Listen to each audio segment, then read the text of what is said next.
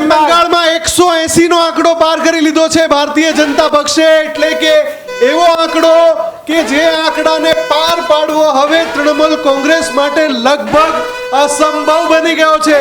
ભલે હજુ અડધથી વધારે રાઉન્ડની ગણતરી બાકી હોય, પણ ગેપ 70 થી વધારે બેઠકનો થઈ ગયો. તૃણમૂલ કોંગ્રેસ હવે માત્ર 100 બેઠકની આજુબાજુ અને ભાજપ 180 ને પાર. પશ્ચિમ બંગાળમાં સૌથી મોટા આંકડા આપની સમક્ષ અત્યારે ન્યૂઝરૂમ પર લાઈવ.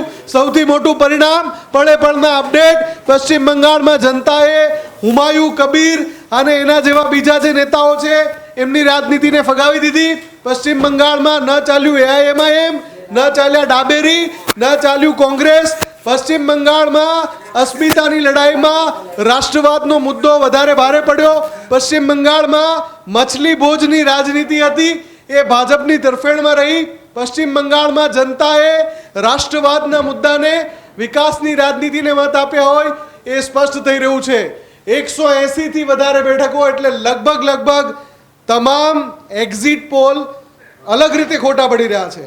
સૌએ કહ્યું હતું કે વધારેમાં વધારે 170 બેઠકો આવશે. 180 એક્ઝિટ પોલના આંકડાને પણ ભાજપ પાર કરી ગયો.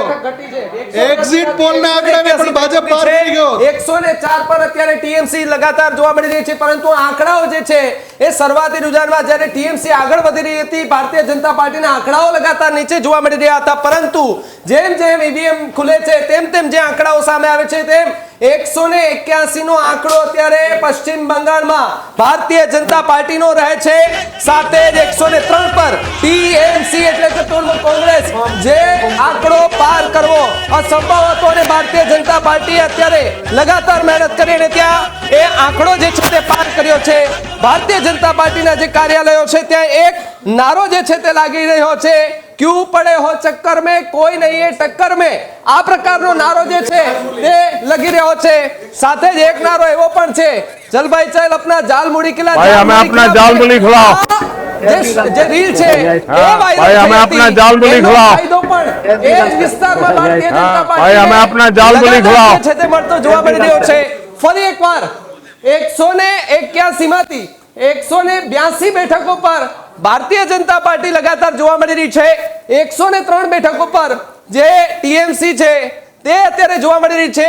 રૂઝાનો જેમ શરૂઆતી રૂઝાનો આવી રહ્યા હતા એ પ્રમાણે જોતા લાગી રહ્યું હતું કે ભારતીય જનતા પાર્ટી એ આંકડો જે છે એ પાર કરશે કે કેમ, એના પર સૌ કોઈની નજર જે છે તે જોવા બની રહી હતી.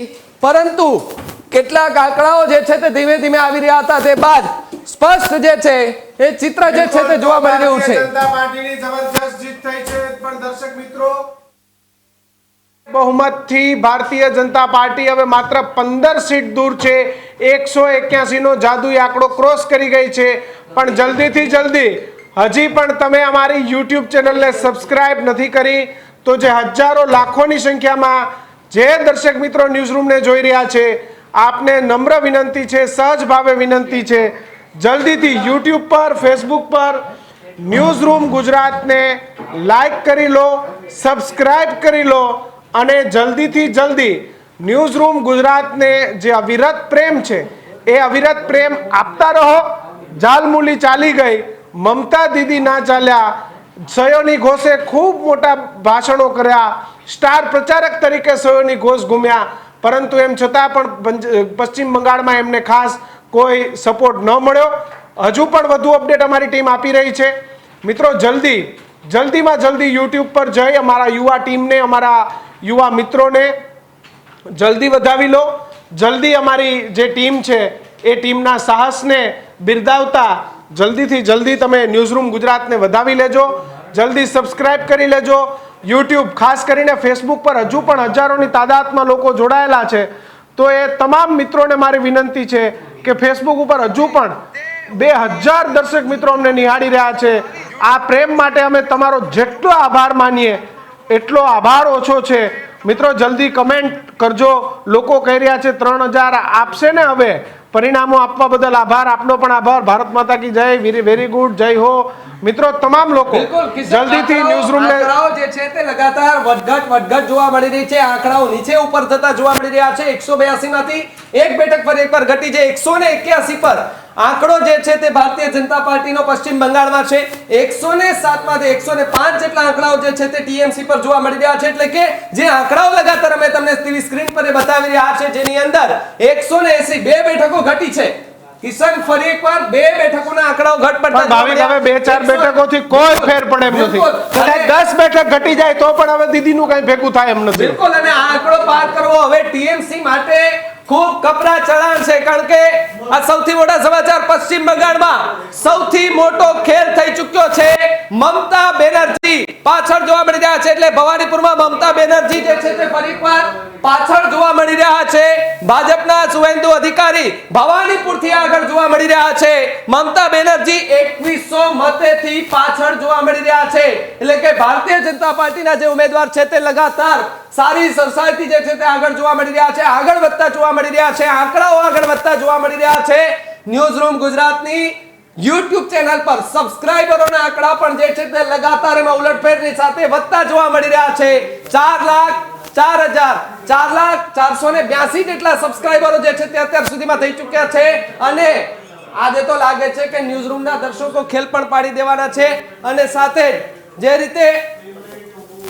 રીતે અત્યારે તમને આ દ્રશ્યો દેખાઈ રહ્યા છે કે જ્યાં આ 181 બેઠક સાથે જ 104 બેઠક પર ટીએમસી જે છે તે સમેટાય, અને બીજી તરફ ભારતીય જનતા પાર્ટી આ સૌથી મોટો ખેલ જે છે તે અત્યારે પશ્ચિમ બંગાળમાં પાર્ટી દેખાઈ રહી છે. ટીએમસી જે છે તેમના પણ આંકડાઓ જે છે તેમાં લગાતાર ઉલટફેર જે છે તે જોવા મળી રહ્યા છે.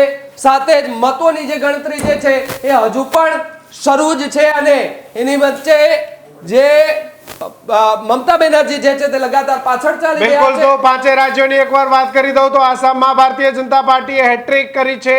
પશ્ચિમ બંગાળમાં ભારતીય જનતા પાર્ટીએ જોરદાર જબરજસ્ત એન્ટ્રી કરી છે. કેરળની અંદર કોંગ્રેસે જબરજસ્ત રીતે તમામનો સફાયો કરી દીધો છે. તો વિજયની પાર્ટીએ તમામ લોકોને તમામ જે ત્યાંની લોકલ પાર્ટી હતી તેના કરતાં સૌથી સારું પરફોર્મન્સ એ કર્યું છે.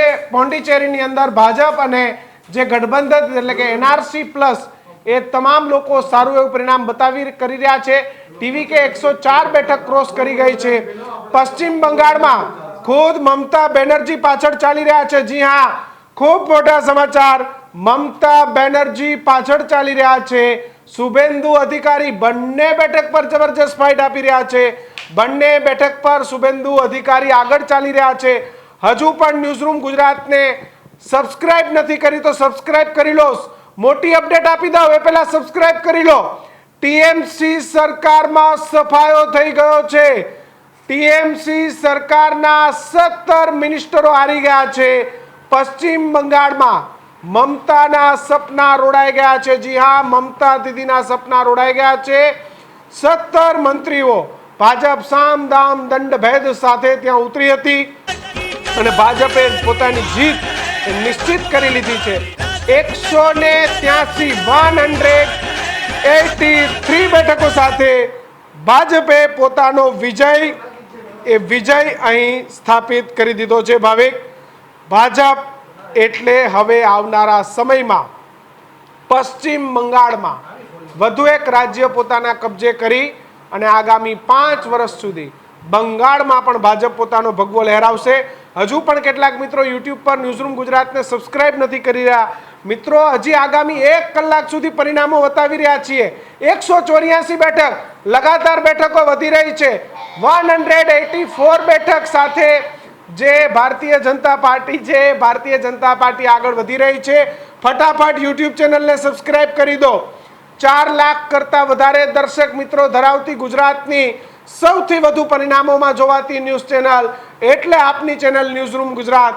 જલ્દી ન્યૂઝરૂમ ગુજરાતના યુટ્યુબ પ્લેટફોર્મ 186 બેઠક દીક્ષિત, મોટા ઉલટફેર. 186 બેઠક. મમતા દીદી હવે 100 થી પણ અંદર જવાની તૈયારીમાં. ડબલ ડિજિટમાં મમતા દીદીની પાર્ટી રહી ન જાય તો નવાઈ નહીં. 3 ડિજિટમાં પણ મમતા દીદીની પાર્ટી ન રહે તેવી શક્યતા. 186 બેઠક સાથે ભારતીય જનતા પાર્ટી આગળ ચાલી રહી છે. જી હા, સૌથી મોટા ઉલટફેર. ન જાણ્યું જાનકીના નાથે કે કાલે સવારે શું થવાનું. મમતા દીદી હોય, સયોની ઘોષ હોય કે પછી જેટલી પણ મમતા દીદીની ફિલ્મ સ્ટાર રાજનેતાઓ હોય એ એક પણનો ચહેરો નથી ચાલ્યો. જાલમુરીનો જાદુ ચાલ્યો.